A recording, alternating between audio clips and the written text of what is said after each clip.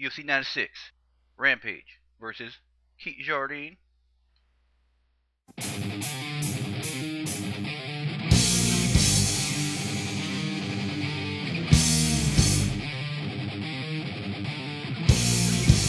For the last of you who don't know, the War Wagon started right here. If you own it and you didn't know where it started right here back in last July when everybody was jumping off the bandwagon. So I basically turned the bandwagon into a war wagon, and it's right now headed towards 300 or 400 miles an hour. And I'd like to thank Harold. Harold donated a boomerang to the war wagon.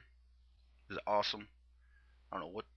It looked like it hand painted. Kind of got like a tribal design on it. But I don't know if you ever mess with one of these. These things are dangerous. UFC 95, a little overview. I was basically turned off by UFC 95 when I heard Joe Stevenson and Diego Sanchez was going to be a main event. They're good fighters, but that's not main event material. Seeing how Joe Stevenson is coming off 2 out of 3 losses prior to that fight, and then Diego Sanchez is making his debut at 155, I think. It's not main event material. And I hear a lot of people say UFC got the best fighters. For the most part, they got a majority of the best fighters out there in mixed martial arts, but they don't got the best matchmakers. That don't do no justice. What's a tank without a steering wheel? You know? It's like putting a little meter maid in a race car. They only know how to handle Dodge Neons. They can't handle a fucking race car. But anyway, another thing about UFC 95, I think it should have been named not Stevenson versus Sanchez. It should have been named like, oh yeah, that's why that Joe Rogan is so annoying. Anyone who caught the Paulo Thiago Koscheck fight knows what I'm talking about. That was the worst demonstration of commentating in the world. In the world.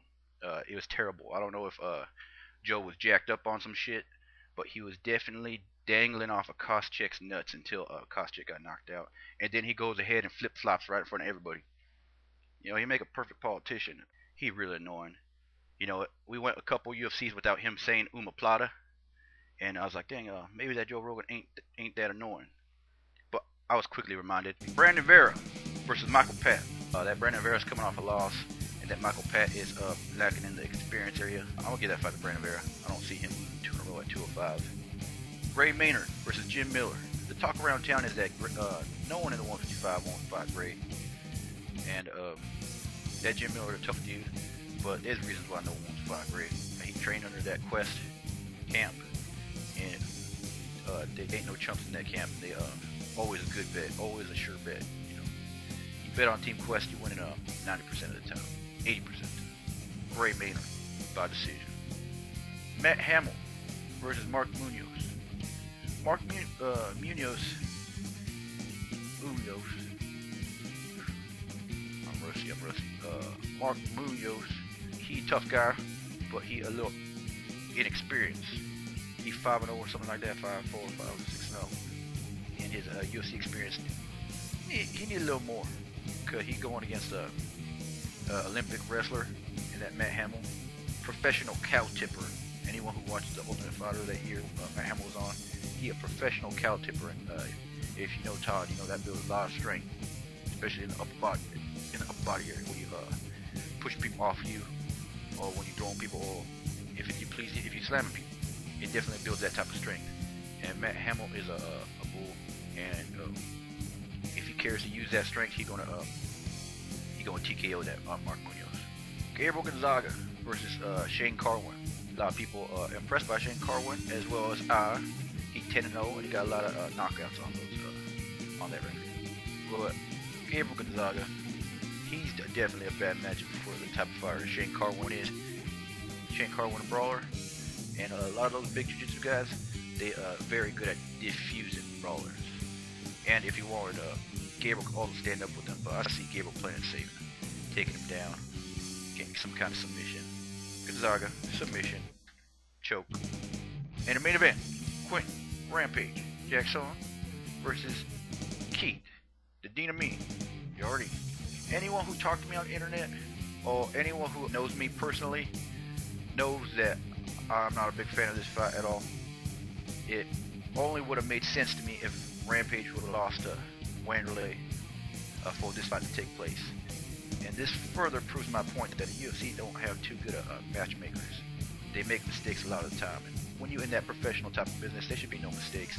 It should have been a Rampage Forrest rematch. I only see the only excuse being that Forrest just recently fought, so they probably wanted to rush Rampage in there, and they put a guy in there with Rampage, and that was Jardine. But still, Rampage is one of the best in the world. If you haven't put him off another UFC or two so he can fight Forrest, do it, because that's a fight he needs. And then after he will awarded defeat Forrest, he can proceed on to Evans or Machida, most likely Machida. But that's not so, and Rampage is fighting Jardine. The only thing Jardine got against Rampage is height and reach. That's it.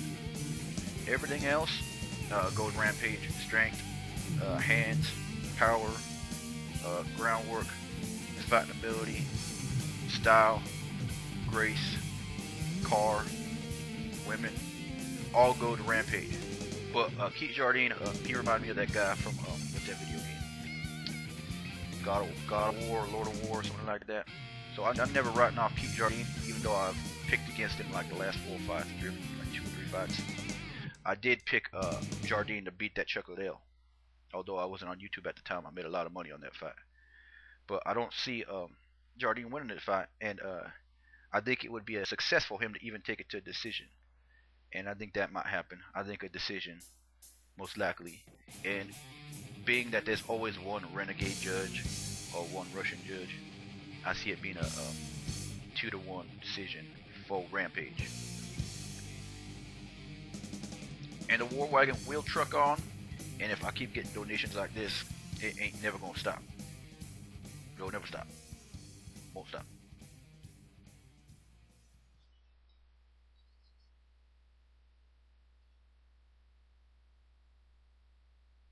Look at that.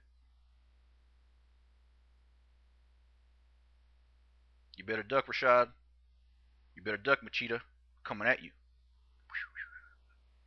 Better duck. And only the elite could handle something like this. Because when you throw it, it come back. If you don't got good hands, it gonna fuck you up. So I will give this to an elite member of the War Wagon. Go right there for now. Alright. I'm out of here.